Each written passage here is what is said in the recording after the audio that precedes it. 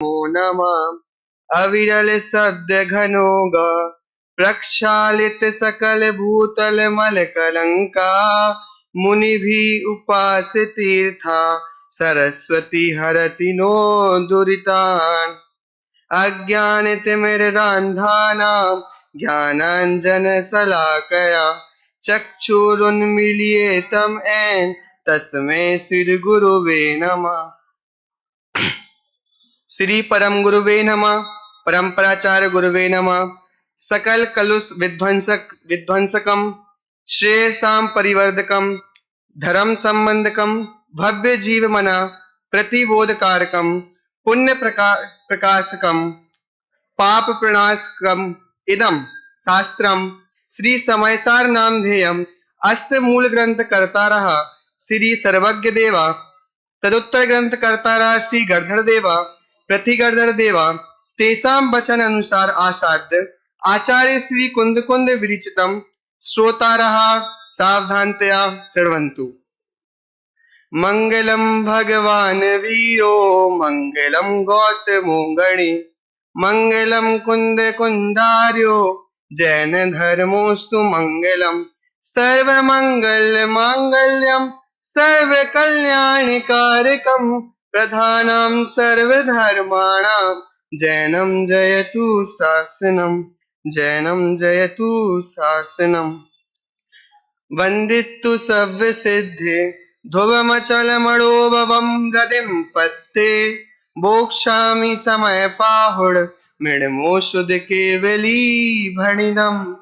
नमः समय साराय स्वानुभूत्या चकासते चित्स्वभावाय भावाय सर्वभावान्तरच्छिदे।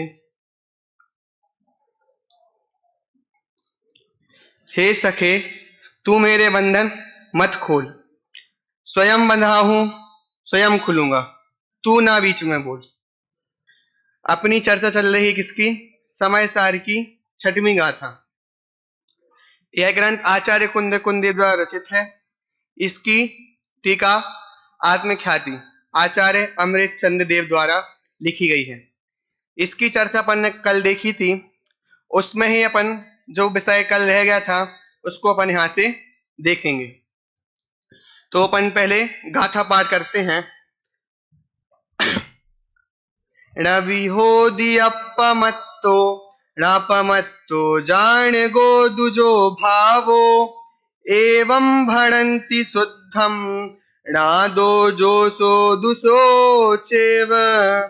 न अप्रमत्त है न प्रमत्त है बस एक गायक भाव है। इस भांति कहते शुद्ध पर जो ज्ञात वह तो वही है।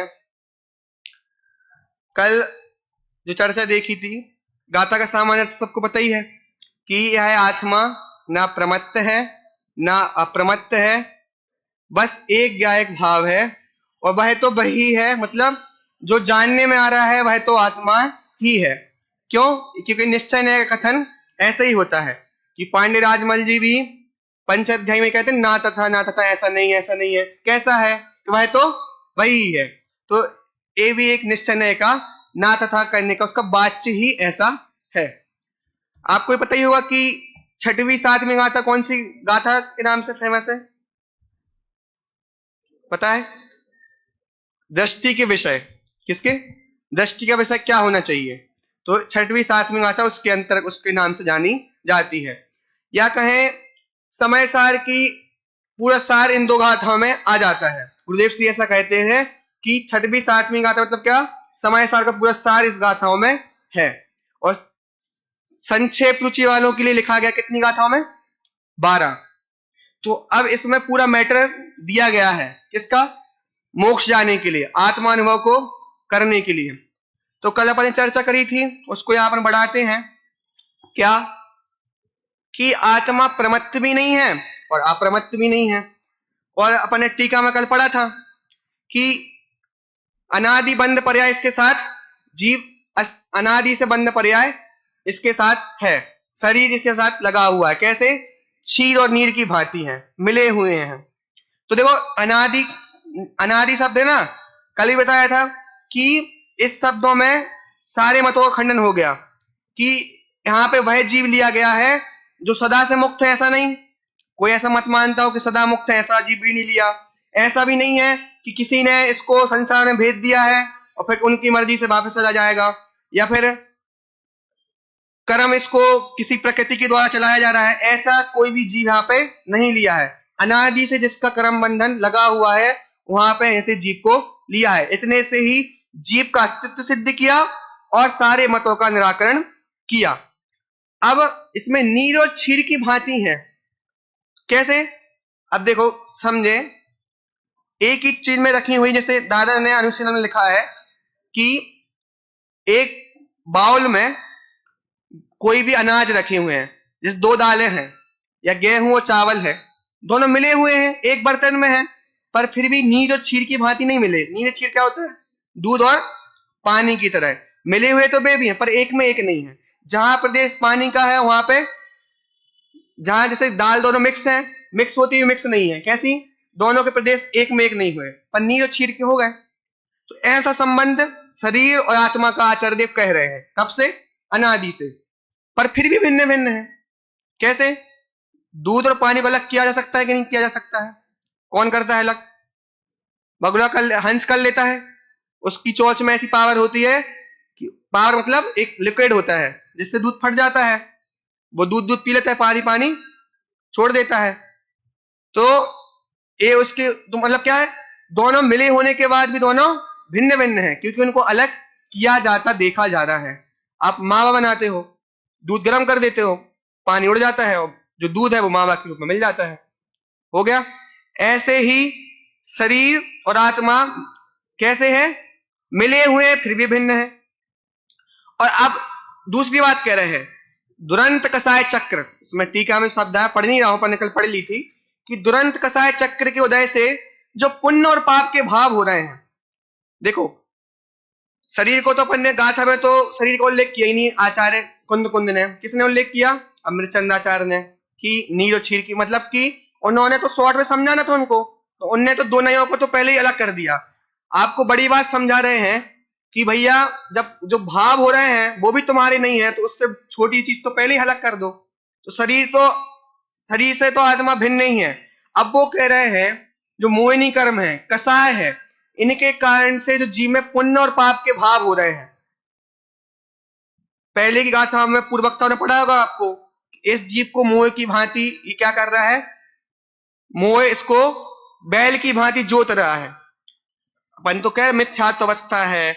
अब वो कह रहे हैं, आचार्य देव कह रहे हैं, जो कसाय जिसका अंत क्या है? तुरंत, जिसका अंत दूर है पर पॉसिबल है, दूर है पर पॉसिबल है, उसके उदय से जो परिणाम हो रहे हैं, क्या हो रहे हैं? उसके उदय से जो परिणाम हो रहे हैं, उससे भी कह रहे हैं पुण्य और पाप के जो शुभ के भाव हो रहे हैं उससे भी भिन्न है। प्रमत्त अवस्था मतलब क्या बोला था कल? 1 से 6 लेना है, और अप्रमत्त 7 से 14 ले ली। अब इसमें विकारी पर्याय तो 1 से 6 आ गई। प्रमाद मतलब ऐसा नहीं कि अपन कैसे कि प्रमाद मतलब क्या होता है शब्द का अर्थ? आलसी। तो कोई यहाँ पे अच्छा उत्साही हो, पूरे काम करता हो, तो क्या वो अप्रमत्त हो गया? प्रमाद 15 प्रकार का होता है, कसाय है, उन सब में क्या है? नहीं 9 कसाय नहीं, 4 कसाय, 4 बी कथाएं, ये सब 15 प्रमाद होते हैं। तो इनसे प्रमादपना आता है, ठीक है। और फिर 7 से 14 में क्या है? इनकी धीरे धीरे कसायों की मंदता है, तो फिर उसमें क्या, उस अवस्था को कहा अप्रमाद। तो यहां पे पता कैसी अवस्था लेनी है? देखो यहां पे छल ग्रहण मत करना, पहली गाथा में कह दिया कि आप संसारी हो, आपको आत्मा कल्याण करना है। अब यहां पे आपको आचार्य देव दृष्टि चेंज करने को बोल रहे हैं। क्या दृष्टि? आप शरीर के साथ हो, आपको भिन्नता दिखाई दे रही, क्योंकि शरीर के साथ होने पर भी उसको अलग अलग मतलब अनादि का, देखो शरीर तो यही रहता है, आत्मा चली जाती है। तो जो अपन ने न्याय से सब सिद्धि है कि दोनों चीज अलग अलग है, क्योंकि दोनों का स्वरूप जानने में आता है, तो शरीर से तो भिन्नता है ही। अब क्या बात कर रहे हैं कि आपके अंदर जो विकारी परिणाम हो रहे हैं और जो निर्मल परिणाम हो रहे हैं उनसे भी भिन्न देखो इसको। उसमें क्या लिखा? द्रव्य दृष्टि से देखो, पर्याय दृष्टि को गौण करो, प्रवचन सार में लिखा है, 114वीं गाथा पढ़ोगे शायद सप्तभंगी वाली, तो उसमें लिखा है द्रव्यार्थिक चक्षु जब देख रहे हो तो पर्यार्थिक नए चक्षु को क्या करो, सर्वथा गौण कर दो। उसमें एक और बात लिखी है, आंख बंद करना है, फोड़ना नहीं है। फोड़ दोगे तो क्या हो जाओगे, काने हो जाओगे। क्योंकि फैक्ट तो है, फैक्ट दोनों ही है कि द्रव्य ऐसा शुद्ध भी है और संसार में भावों से सहित भी है, पर उस अशुद्धि और निर्मलता दोनों लिया है।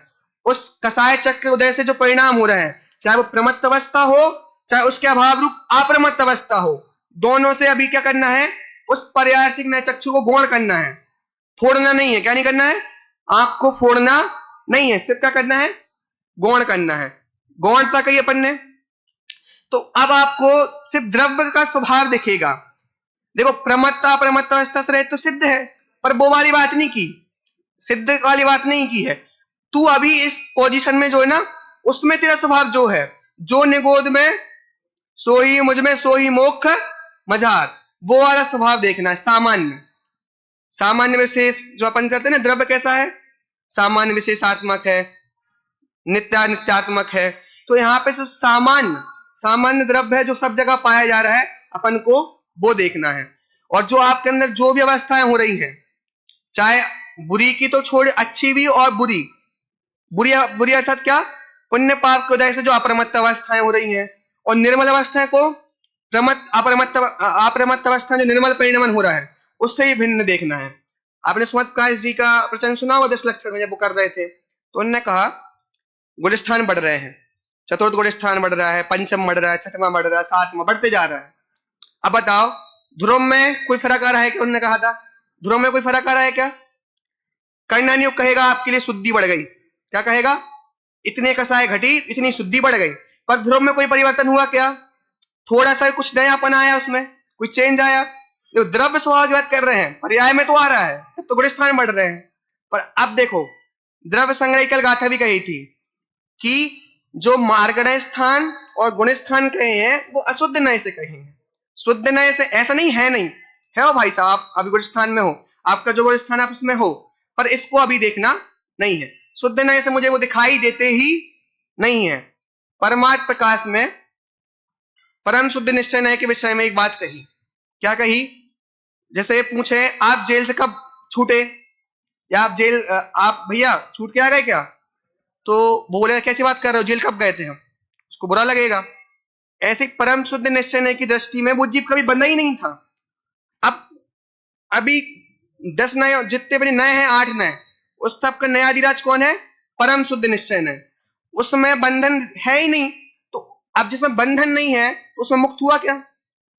जिस नए का दृष्टिकोण ही है क्या, उस सामान्य आत्मा को देखना, उसमें यह जीव कभी बंधा ही नहीं था। तो परमात्म प्रकाश में कहा, जो ब्रह्मदेव सुने टीका लिखी, परम शुद्ध निश्चय नय से इसमें कभी जीव बंधा ही नहीं, तो मुक्त की तो बात है ही नहीं। इसलिए वो विषय देखो आप कि मुक्त होने के बाद भी इसमें कोई चेंज नहीं आने वाला है, और अभी भी कोई चेंज होने वाला, चेंज नहीं मतलब जो अवस्था भी है वो वहां पे थी, और कैसी अवस्था हो उसमें कोई चेंज नहीं आ रहा है, वो वाला यहाँ पे दृष्टि का विषय देखना है। ठीक है, ये तो अपन ने देख ली प्रमत्त अप्रमत्त। तो इसमें देखो एक अच्छी बात भी कही है, टोडरमल जी ने मोक्ष प्रकाशक में कोट भी की है। क्या? इसका देखो जो टीका का अंतिम है ना, इसलिए वह प्रमत्त भी नहीं है अप्रमत्त भी नहीं है, वह वही समस्त अन्य द्रव्यों के भावों से भिन्न रूप से उपासित होता हुआ शुद्ध कहलाता है। अब देखो गुरुदेव ने इसमें ऐसा एक बात कही कि शुद्ध किसके लिए है, कौन कौन मतलब बोला किसके लिए शुद्ध है, जो जाने उसके लिए शुद्ध है। देखो अवेलेबल तो सबके पास भी है, भगवान आप भी हो क्या, भगवान आप आपको कहेंगे, और भगवान आप भी हो क्या, नहीं है। भगवान तो पंच मंदिर बैठे उनको ही मानते हैं, पर आचार्य रामचंद्र ने तो भगवान आत्मा आपको अभी भी कहा है। तो अब भगवान पर्याय बनना है, अभी पर्याय चक्षु को गौड़ किया था कि अभी वो अवस्थाएं नहीं देखो।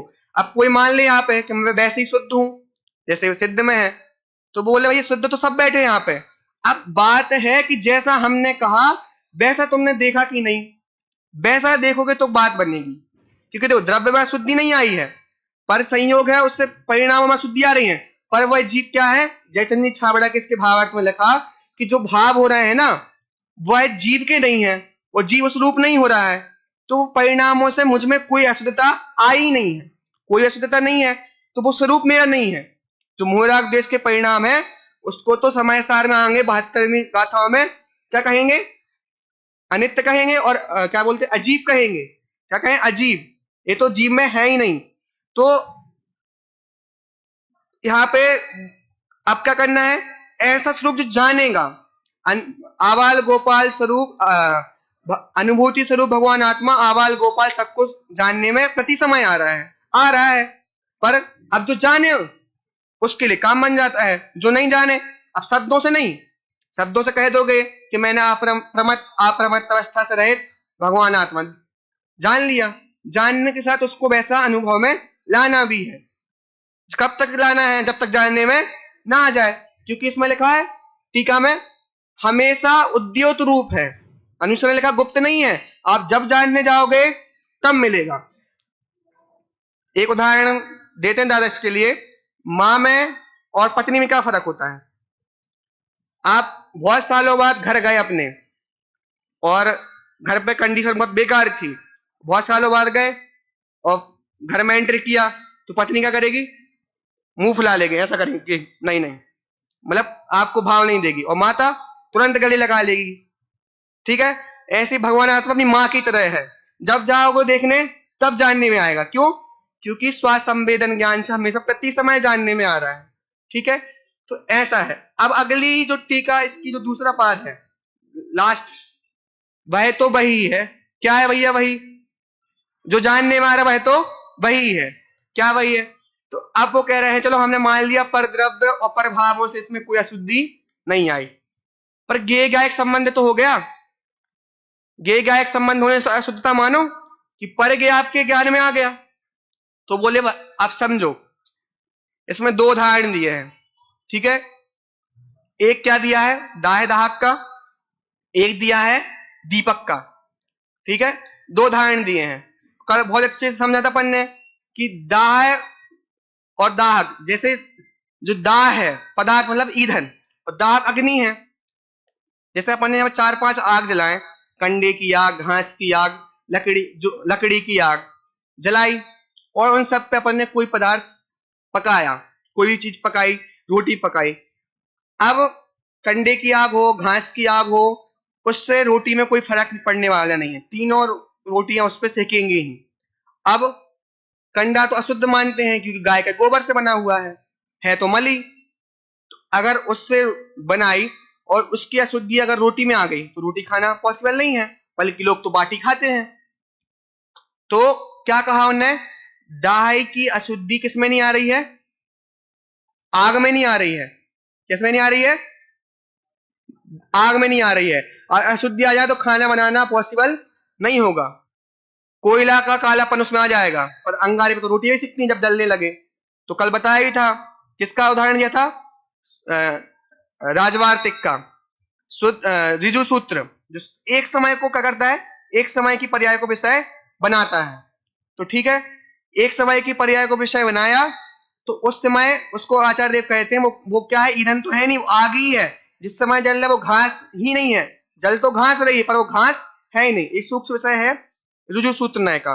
तो आप कह रहे हैं कि दाह के जलने से दाहक में कोई अशुद्धि नहीं आती, और इन सब में अपन देखो चारों कंडे की, घास की, इनको ऐसा कहोगे कि ये वाली अग्नि जलाती है, ये नहीं जलाती है। आग के स्वरूप में कोई फर्क पड़ा क्या, नहीं पड़ा, और उसके शुद्धि आग में नहीं आई। अब अपन को किस पर घटित करना है, आत्मा पर। ज्ञेय किसे कहते हैं, ज्ञेय किसे कहते हैं, जो जानने में आए। ज्ञेय सारी दुनिया है, अब वो सारी चीज जानने में आ रही है। तो अब कहा कि जो ज्ञेय जानने में आ रहा है इससे अशुद्धता आ गई, क्योंकि पर ज्ञेय आपके ज्ञान में आ गया। तो उन्होंने कहा कैसे आ गया, आचार्य देव कह रहे हैं जैसे उदाहरण दिया कि दाह की अशुद्धि उसमें अग्नि में प्रवेश नहीं कर रही है, ऐसे ही अब मैंने किसी भी पदार्थ को जानूं जो, क्योंकि सबके अंदर प्रमेयत्व गुण है, सब द्रव्यों में क्या गुण है, प्रमेयत्व गुण, वो जानने में आ रहा है। अब मैंने कोई भी चीज को जाना, तो तीन चीज होती हैं, आकार, एक ज्ञानात्मक होती है, एक शब्दात्मक होती है, एक अर्थात्मक होती है। अब मैंने चिरंतन को जाना। चिरंतन नाम का पदार्थ तो है ही, चिरंतन एक शब्द भी है। एक चिरंतन कहाँ है?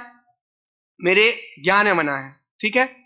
तो अब वो चिरंतन जो मेरे ज्ञान में बना है तो वो का गे, मेरे लिए तो गे है, उसका गे मेरे ज्ञान में पड़ा, तो जो गे बना है वो तो चिरंतन का आकार रूप आया है, जैसा उसकी बॉडी का शेप है वो आकार मेरे ज्ञान में आया, तो है तो आकार उसका, पर जब वो मेरे ज्ञान में आ गया तो मेरी ज्ञान की पर्याय में आ रहा है जानने में, तो किसका हुआ?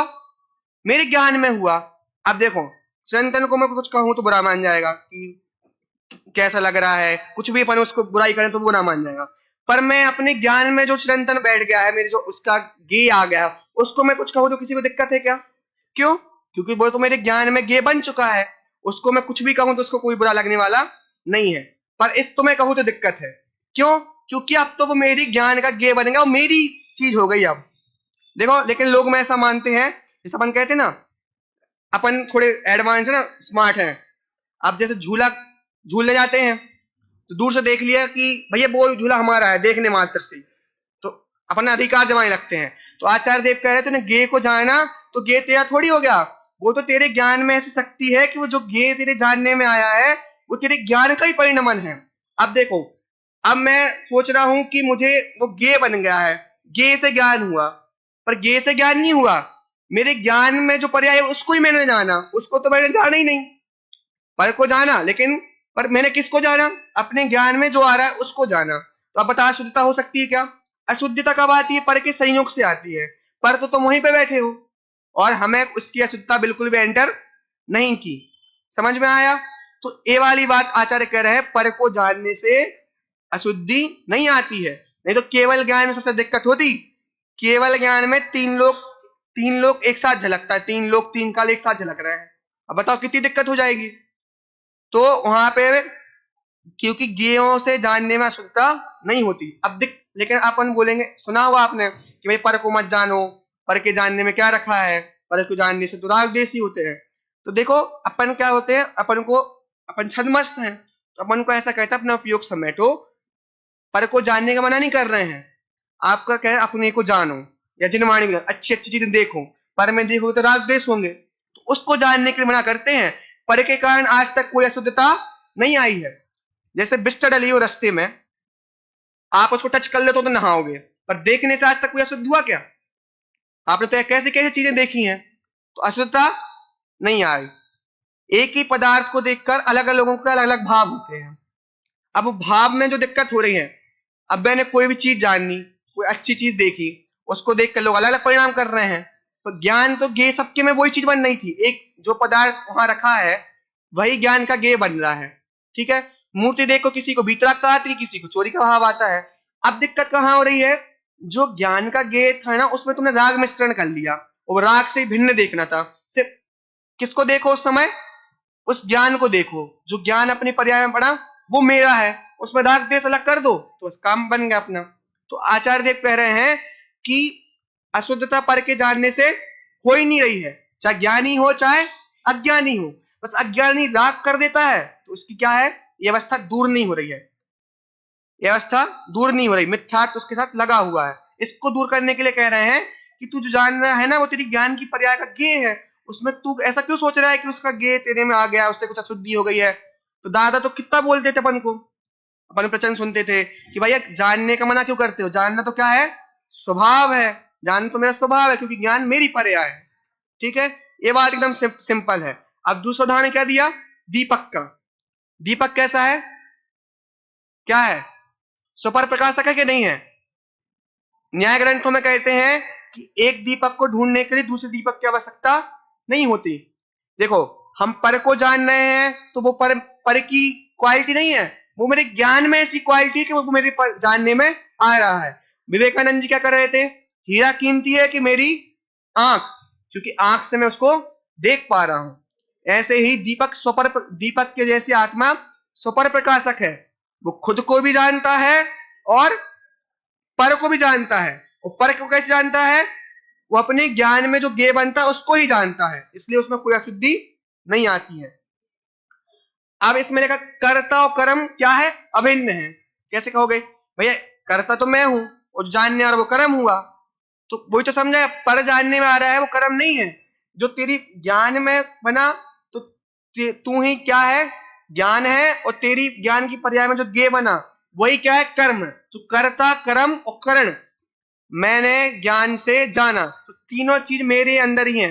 मैंने ही अपनी ज्ञान पर्याय को जाना, खुद से जाना, और किससे जाना, ज्ञान से जाना।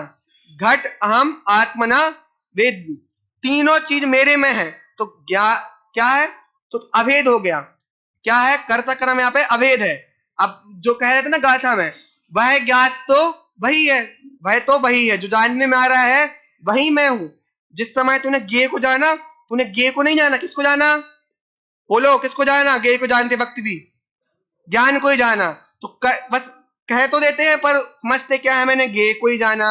अब जो जानने में आ रहा है ना, संवेदन में आ रहा है, वो ज्ञायक आत्मा मैं हूं। ये वाली बात यहाँ पे आचार्य देव बहुत अच्छे से कह रहे हैं। अब यहाँ पे एक प्रश्न अनुशीलन में दिया गया है, जयचंदी छाबड़ा ने भी दिया है अपने भावार्थ में। भैया आप कह रहे हो ठीक है, अशुद्धता नहीं आ रही, पर तुम्हारा नाम जो ज्ञायक पड़ा है ना, वो किससे पड़ा है, गेयों के जानने से ही ज्ञायक पड़ा है। सही बात है, गेयों को जानता इसलिए गायक पड़ा। तो वो देखो ऐसी बात हो गई कि कहीं के तुम इलाहाबाद के हो और तुम्हारे पापा को तुम्हारा नाम बनारस दास रखा ना, तुम्हारे पापा को बनारस पसंद था इसलिए बनारस दास रख दिया। कोई सेंस निकला इस बात का कि भाई तुम्हारे पापा को पसंद था क्या, बनारस, इसलिए तुम्हारा नाम क्या रख दिया, बनारसी दास। भाई तुम इलाहाबाद में रहे तो तुम्हारा नाम इलाहाबाद दास नहीं रखा। तो भाई उसको समझा रहे हैं, जैसे कोई डॉक्टर है, डॉक्टर किसको देखता है, मरीजों को देखता है।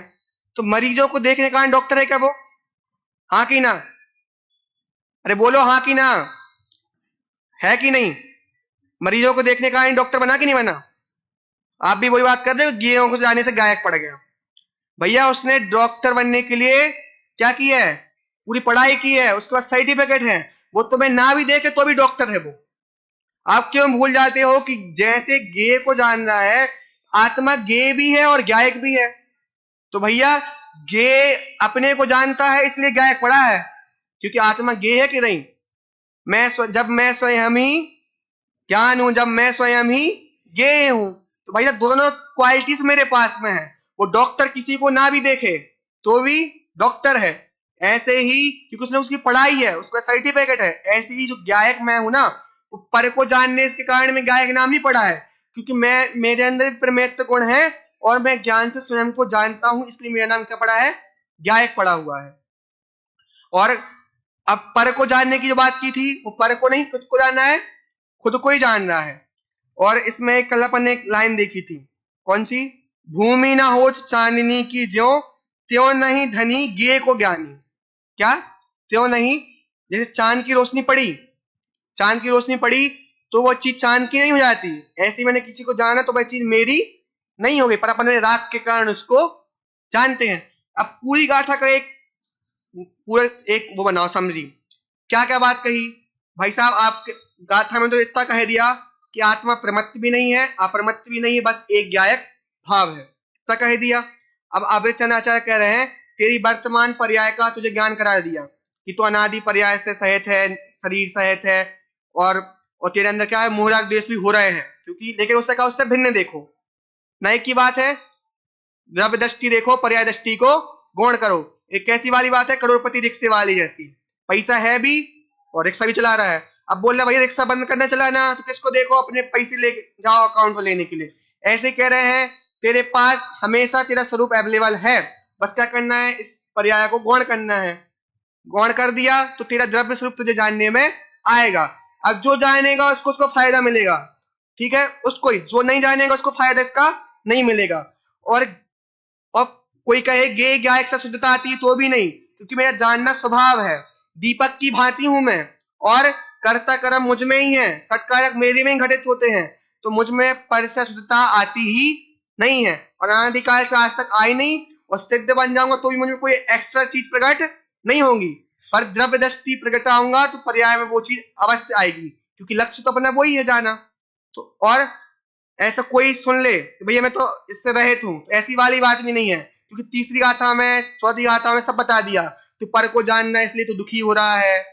तो अब आचार्य देव कह रहे हैं तो अनादिकाल से व्यवहार का ही पक्ष था, अब तो किसका ले, निश्चय का पक्ष ले।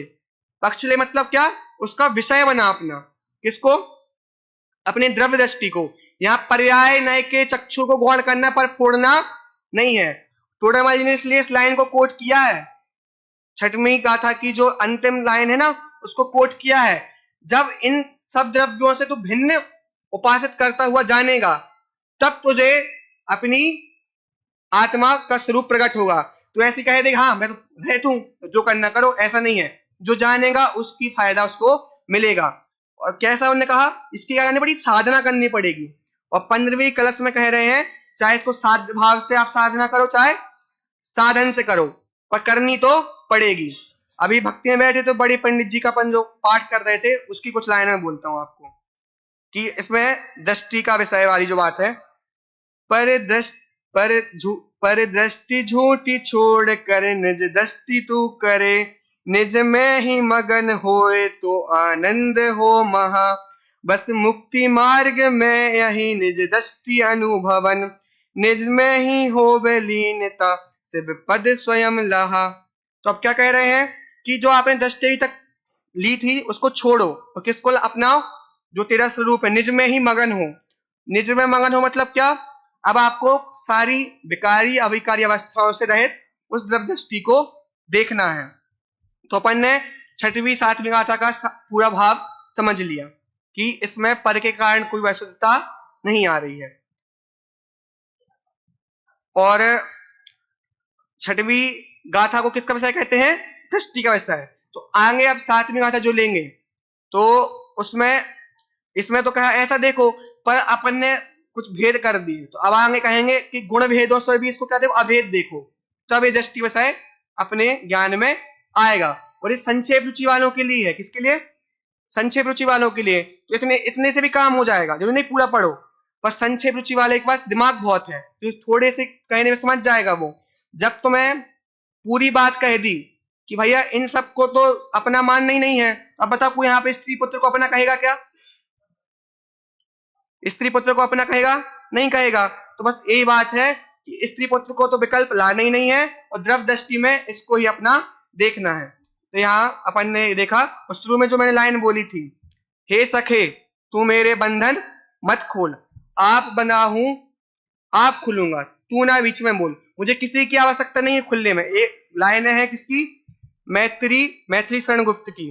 तो वो कह रहे हैं, वो भी कह रहे हैं मुझे किसी की आवश्यकता नहीं है, ऐसे ही मुझे अपने स्वरूप को जानने के लिए किसी की आवश्यकता नहीं है, मेरा द्रव्य स्वभाव ही पर्याप्त है, ऐसे अपनी आत्मा को जाने।